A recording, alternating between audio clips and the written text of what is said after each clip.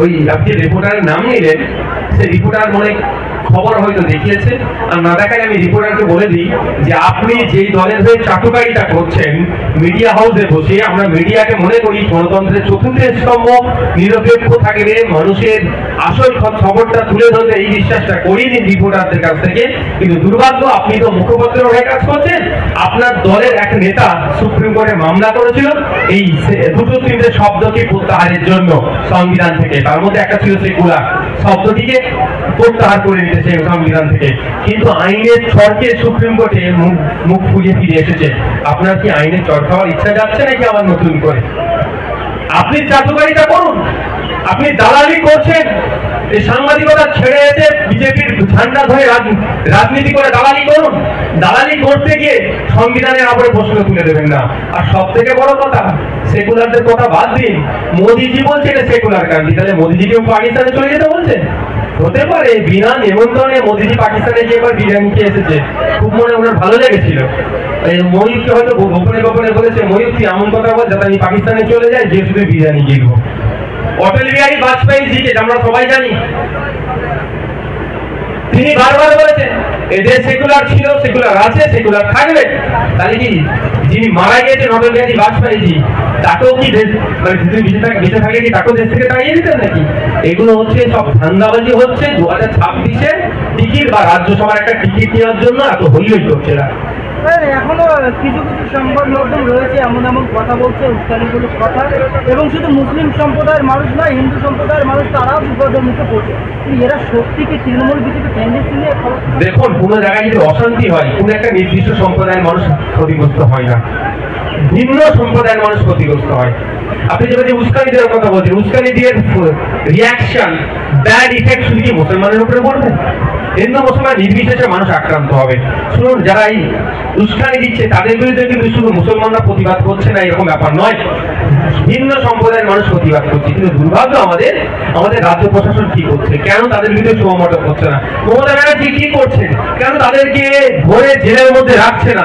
এটাই আমার প্রশ্ন। তো আপনারা সবসময় শান্তির বার্তা দিচ্ছেন, সৌজন্যতার কথা বলছেন, এবং আপনার বিধানসভার কয়েকদিন আগে তৃণমূল কংগ্রেসের একটা ব্রিজ উদ্বোধনকে নিয়ে উত্তপ্ত পরিস্থিতি, সেখানে একাধিক বোমা। পায়েলগাঁওয়ে যে বর্বরোচিত সন্ত্রাসবাদী হামলাতে আমাদের সহনগরিক আমাদের ভাইরা যে খুন হয়েছে তাদের স্মরণে, এবং সেই টেরর অ্যাটাকের কাউন্টার অ্যাটাকে গিয়ে আমাদের দেশের এক সেনাও শহীদ হয়েছে তার স্মরণে, এবং আর্জি করে নির্যাতিতা তিলোত্তমার স্মরণে, সাথে পুলিশ কাস্টডিতে ঢোলা থানায় আবু সিদ্দিক হালদারকে যেভাবে অত্যাচার করেছিল, পরে তার মৃত্যুর গুলে ঢলে পড়েছে তার স্মৃতিতে, এবং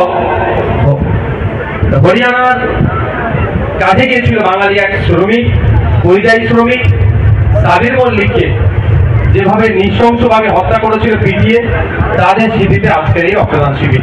এই রক্তদান শিবির থেকে আমরা ঐক্যের বার্তা দিচ্ছি, ঐক্যের বার্তা দিচ্ছি, সৌহার্দের বার্তা দিচ্ছি, সৌজন্যতার বার্তা আমরা দিচ্ছি। এই রক্তদান শিবির থেকে সমস্ত ধরনের অন্যায় বিনাশ হোক তারও বার্তা আমরা দিচ্ছি। রাজ্যে একের পর এক মানুষ মরছে, কিন্তু শুভেন্দু অধিকারী এমন এমন কথা বলছে, তাতে সম্প্রদায় উস্কানিমূলক কথা বলছে। মমতা বন্দ্যোপাধ্যায় সব বন্ধ করে বসে রয়েছে। একটা প্রফেসর অমৃতেশ মহাপাত্রজি একটি কার্টুন শেয়ার করেছিল, তার জন্য তার নামে এখনো পর্যন্ত খবর পাই একাধিক মামলা হয়ে গিয়েছিল, তাকে অ্যারেস্ট করেছিল, একটা কার্টুন শুধু শেয়ার করেছিল বলে। আর এই শুভেন্দু অধিকারীরা যারা সকাল সন্ধ্যে দিলীপ ঘোষেরা, সুকান্ত মজুমদারেরা এবং মিডিয়ার কয়েকটা রিপোর্টার যেভাবে ক্রমশ বিষ উগলাচ্ছে, ক্রমশ জাতিদাঙ্গার দিকে এগিয়ে নিয়ে যাওয়ার চেষ্টা করছে, উভয় সম্প্রদায়ের মধ্যে অস্থিরতার বাতাবরণ তৈরি করার চেষ্টা করছে, হিন্দু মুসলমানের একে উভয়ের প্রতি সন্দেহ চোখে দেখছে, সেইগুলো যাদের বক্তব্যে হচ্ছে তাদের বিরুদ্ধে না রাজ্য প্রশাসন কোনো সুমোটো করছে, না রাজ্যের পুলিশ মন্ত্রী তথা রাজ্যের মুখ্যমন্ত্রী সদস্য ভূমিকা নিচ্ছে। তাহলে আমাদেরকে ধরে নিতে হবে বকলতে এদেরকে উৎসাহ দিচ্ছে এই ধরনের চরম সাম্প্রদায়িক কথা বলে, মানুষের মধ্যে বিভাজন করে, হিন্দু মুসলমানের মধ্যে পলিটিক্স করে। সাবজেক্ট যেটা আমাদের রাজ্যে স্কুল বন্ধ হয়ে যাচ্ছে, আমাদের রাজ্যে হসপিটালগুলোতে ডক্টর নয়, নার্স নাই, মেডিসিন নাই, ট্রান্সপোর্ট ব্যবস্থা ভেঙে পড়ছে, যে দুর্নীতি করছে 26,000 চাকরি বাতিল হয়েছে, এই যে অন্যায়গুলো করেছে এই হিন্দু মুসলমানের পলিটিক্স করে হয়েছে, এইগুলোকে ধামা চাপা দেওয়ার চেষ্টা করছে। বাংলার মানুষ ঐক্যবদ্ধ হচ্ছে, যারা সাম্প্রদায়িক রাজনীতি করছে, যারা হিন্দু মুসলমানের মধ্যে বিভেদ তৈরি করার চেষ্টা করছে, তাদের বিরুদ্ধে ঐক্যবদ্ধভাবে গণতান্ত্রিক প্রক্রিয়ায় লড়াই করবে। শুভেন্দু বারবার বলছে যে গাঁজা যেমন শেষ হয়েছে তেমনটাই শেষ করতে হবে, এমনটাই। তোমার ব্যাপারটা হচ্ছে এইখানে তো বর্ডারে তো যাচ্ছে না, এরা এইখানে দাঁড়িয়ে চিৎকার করছে, বিধানসভার সামনে দাঁড়িয়ে চিৎকার করতে করতে দেশ বিরোধী স্লোগান দিয়ে দিল। এখনো পর্যন্ত মামলা হলো না সুমোটো, অবাক লাগছে। আর আমি তবে একবার সেই অবশ্যই সেই সব পুলিশকে আমি দালাল বলি না ভাই, কিন্তু যে পুলিশ দালালি করছিল তাকে দালাল বলেছে বলে আমার বিরুদ্ধে মামলা করে দিল। ভাবতে হবে আপনাদেরকে। এই শুভেন্দু অধিকারী যখন বাংলাদেশ যে সংখ্যালঘুদের উপর হিন্দুদের উপর অত্যাচার হচ্ছিল, আমরা রাস্তায় নেমে প্রতিবাদ করেছিলাম, কিন্তু এরা নাটকে প্রতিবাদ করে হিন্দুদেরকে খাপিয়ে তুলে ভোট নেওয়ার চেষ্টা করেছিল। এরা কিন্তু আদানিরা বা আমাদের দেশ থেকে যে ইলেকট্রিক গুলো যাচ্ছে সেগুলো বন্ধ করার কথা বলেনি। পেঁয়াজ বন্ধ করতে হবে, চাল যাওয়া বন্ধ করতে হবে, কৃষকদের পেটে মারবে, হাতে মারার চেষ্টা হয়েছে, কিন্তু যে ইলেকট্রিক যাচ্ছে সেটা বন্ধ করার কথা বলেনি। আর আপনারা দেখুন শুভেন্দু অধিকারী অনেক চিৎকার করছে, একবার বলছে না যে বর্ডারের ধারে গিয়ে আমি আমাদের সেনাদের হয়ে লড়াই করব, বরঞ্চ আমরা বলছি এই সুযোগ আছে, যেভাবে পাকিস্তান বারবার আমাদের দেশকে ডিস্টার্ব করে, আমাদের দেশে ঢুকে শুনছি যেটা, আমি তো আমাদের মতো আমাদের একটা গোয়েন্দা বিভাগ নয়, রাজ্য সরকার যেটা কেন্দ্র সরকার যেটা বলছে তাদের প্রতিনিধি যেগুলো বলছে শুনতে পাচ্ছে, তারা কি পাকিস্তান যোগ আছে, এই সুযোগে তো পাকিস্তানকে জবাব দিতে হবে। তো যদি শুভেন্দু অধিকারী যেতে ভয় পাই বাদ দিন, আমরা যাওয়ার জন্য প্রস্তুত আছি, বলছেন আমাদেরকে রাখুক, আমরা সীমান্তে গিয়ে দেশের হয়ে লড়াই করব। আর শুভেন্দু বাবু বাজার গরম করার কথা বলছে। শুভেন্দু বাবুকে একবারের জন্য বলেছে পাকিস্তানের যারা ব্যবসা করে ইন্ডিয়া থেকে সেটা বন্ধ হবে, একবারের জন্য বলেনি। এটা বলেনি যে ইন্ডিয়া থেকে পাকিস্তান ইলেকট্রিক কিনে বিদ্যুৎ কেনে বিদ্যুৎ দেওয়া বন্ধ করে দেবো, পাকিস্তানকে অন্ধকারে রাখবো, এটা বলেনি। এটা বললেই কিন্তু মোদী ওনাকে চুপ করে বস, অমিত শাহ বলে তুই বেশি বকিস না, চুপ কর, কারণ ইন্ডিয়া থেকে যে ইলেকট্রিকটা যাচ্ছে সেটা মোদী অমিত শাহজিদের বন্ধু পাঠাচ্ছে, তো এই কথা বলছে না। শুভেন্দু বাবু শুধু মানুষকে ভোট কেড়িয়ে পলিটিক্স করতে যাচ্ছে, ক্ষমতার মসনদে যেতে চাইছে।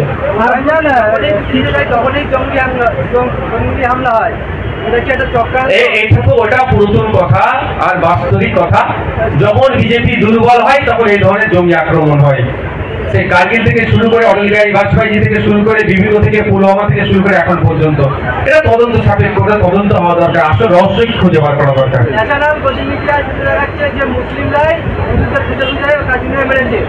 একজন হিন্দু অফিসার তিনি জঙ্গিদের ব্যক্তিগত বাজার করে দিলে সেটা দেখানো হচ্ছে না, এটা একটা চক্রান্ত। হ্যাঁ দেখছিলাম একটা পেপারে, টাইমস অফ ইন্ডিয়ান এক্সপ্রেসের একটা পেপারে কাটিং দেখছিলাম, একজন ডিএসপি একজন অফিসার ডিএসপি দেবেন্দ্র সিং নাকি ওনার নাম মনে আসছে না, উনি কত লক্ষ টাকার বিনিময়ে জঙ্গিদেরকে সেফ জোন নিয়ে বার করেছে, এটারও চর্চা হওয়া দরকার। ব্যাপারটা হচ্ছে এই যে মোদি মিডিয়ার কথা বলছে, এদের দেখুন ম্যাক্সিমাম শেয়ার যারা কিনে রেখেছে মিডিয়া তারা মোদির বন্ধু। মোদি যে এখন চাপে আছে, এই মিডিয়াতে হিন্দু মুসলমান করতে হবে। ভারতবর্ষ এখন কোশ্চেন করছে যে ওই জঙ্গিগুলো আসলো কি করে, আসলো তারা বিনা ভিসাতে এসে এখানে খুন করলো, আমার ভাইদেরকে শহীদ করলো, করে আবার চলে গেল, আমরা কিছু করতে পারলাম না তাদের কেন, এই প্রশ্ন যখনই উঠছে তখন হিন্দু মুসলমানের খেলা খেলার চেষ্টা করছে। আর বাংলার রিপোর্টার মহিব রঞ্জন ব্যানার্জি যিনি তার সাংবাদিকতার মাধ্যমে তুলে ধরলেন সেকুলার শব্দটা সংবিধান থেকে তুলে নেওয়া হোক, আর যারা সেকুলার তারা এখান থেকে বেরিয়ে পড়ুক, পাকিস্তানে চলে যায়। কি করবে? আমি আপনাদের কথা বলি,